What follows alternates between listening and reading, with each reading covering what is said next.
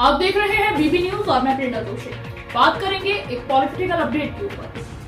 भाजपा के पूर्व विधायक चितरंजन शर्मा के दो भाइयों शंभू और गौतम सिंह की हत्या का कनेक्शन शाहबाद इलाके से आने वाले एक बाहुबली नेता से जुड़ गया है।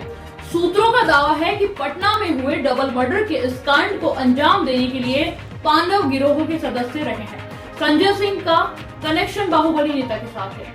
उनके जरिए ही शार्प शूटर्स को सुपारी देकर हायर किया गया है। चितरंजन शर्मा के दोनों भाइयों को जान से मारने का ठेका दिया गया है, जिसमें साजिश रचने वालों की पूरी प्लानिंग को शूटर्स ने अंजाम तक पहुंचा दिया है। फिलहाल पटना पुलिस शूटर्स की पहचान करने और उसे गिरफ्तार करने की कवायद में जुटी हुई है। मामले में 9 लोगों पर एफआईआर दर्ज हुई है। सालों पहले एक वक्त था जब मसौड़ी के नीमा गांव के रहने वाले चितरंजन शर्मा और संजय सिंह दोस्त हुआ करते थे।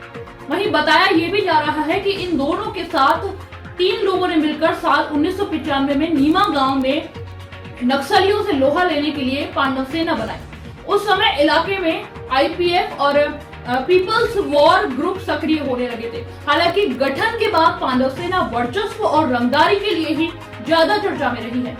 लेवी के रूप में वसूले जाने वाली रंगदारी के रुपए से गया जहानाबाद, पटना, मसौड़ी, नीमा गांव और झारखंड में जमीन खरीदी गई।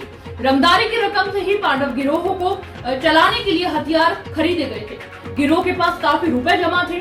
सूत्र बताते हैं कि इन्हीं 3 चीजों की वजह से पांडव गिरोह टूटा था। हर कोई अपने हिसाब से हिस्सेदारी और मनपसंद की जमीन चाहता था, मगर विवाद बढ़ता ही गया और फिर से शुरू हो गई खूनी रंजिश। चितरंजन शर्मा और संजय सिंह के 2 गुट बन गए। पिछले 10 साल में अब तक दोनों पक्षों के 12 लोगों की हत्या हो चुकी है। उस समय नदवा इलाके में आईपीएफ अपना जनाधार बढ़ा रहा था। भाकपा माओवादी का दस्ता पीपल्स वॉर ग्रुप भी बाद में इलाके में दस्तक देने लगा था। इसी माहौल के बीच नीमा गांव के 5 युवकों संजय सिंह, चितरंजन कुमार, बबलू सिंह उर्फ आशुतोष कुमार, अशोक सिंह और विपिन सिंह ने मिलकर पांडव सेना का गठन किया था। उन्हें जानने वाले इलाके के लोग बताते हैं कि पांचों आपस में जिगरी दोस्त थे। पांडव सेना के गठन से पहले ये लोग इलाके में पांडव गिरोह के नाम से चर्चित थे। सन 1990 से 1991 में नदवा बाजार में स्टैंड पर वर्चस्व को लेकर एक युवक की हत्या हुई थी, जिसका आरोप इन्हीं 5 पर था। इस केस में ये जेल तो गए, वहां पहले से बंद कुख्यात बिंदु सिंह ने इन्हें पांडव कहना शुरू कर दिया। तभी से ये 5 पांडव नाम से चर्चित हो गए। 2006 तक तो सब ठीक ठाक रहा। इसके बाद चितरंजन, बबलू सिंह और अशोक सिंह संजय से अलग हो गए।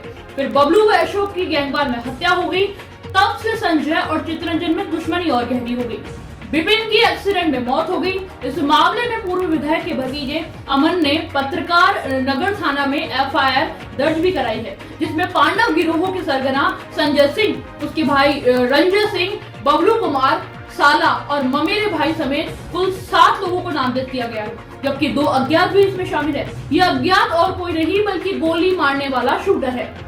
इसी तरह शंभू और गौतम सिंह की लाश का पोस्टमार्टम कराया गया। इसके बाद इन दोनों की लाश को परिवार के हवाले कर दिया गया। फिर पटना के ही गुलाबी घाट पर इनका अंतिम संस्कार किया गया। डबल मर्डर ने पटना पुलिस की नींद तो हराम कर दी है। वारदात के बाद से ही लगातार पुलिस की टीम अलग अलग जगहों पर छापेमारी कर रही है। इसी क्रम में पुलिस की एक टीम मसौड़ी के नीमा गांव पहुंची। छापेमारी कर केस में नामजद बबलू कुमार उर्फ हरेंद्र सिंह को गिरफ्तार किया।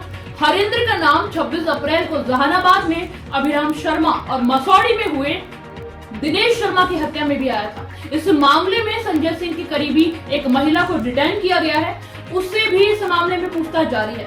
पुलिस सूत्रों की माने तो एक टीम रांची गई है और सूत्रों का दावा है कि डबल मर्डर की वारदात से ठीक पहले संजय सिंह बिहार छोड़ चुका था। झारखंड की राजधानी को उसने अपना ठिकाना बना रखा है। इसका एक ठिकाना पटना के बिरला कॉलोनी में भी है, जहां मंगलवार की रात संजय की तलाश में पुलिस ने दबिश दी थी। वहीं से उसके दूसरे ठिकानों के बारे में पुलिस को पता चल गया था। जांच कर रही टीम के हाथ वारदात स्थल के पास 3 अलग अलग संस्थानों के सीसीटीवी फुटेज भी उनके हाथ लगे हैं। तीनों की टाइमिंग में मात्र 10 से 15 मिनट का अंतर है। अब पुलिस उस दरमियान 6 से 7 बजे तक का डम डाटा निकाल रही है। शंभू का ऑफिस पीसी कॉलोनी के महेंद्र लोक अपार्टमेंट में है। वहां से लगभग 3 से 4 किलोमीटर की दूरी वारदात स्थल यानी काली मंदिर रोड के प्रसाद अपार्टमेंट की है। पुलिस इन दोनों अपार्टमेंट के पास का डंप डाटा को खंगाल रही है।